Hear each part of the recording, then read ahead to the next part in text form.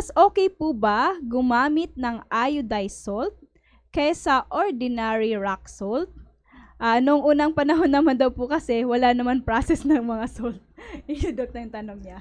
Ako personally, I will always recommend yung sea salt.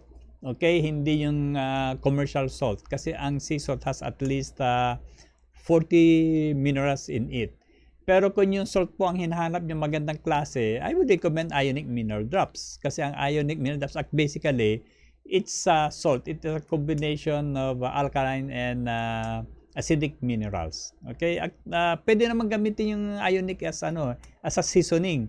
Pwede yung ilagay sa sinasain nyo, pwede yung ilagay doon sa niluluto nyo nilaga. Pwede po. Hindi lang siya ininom na pinapatak sa sa tubig.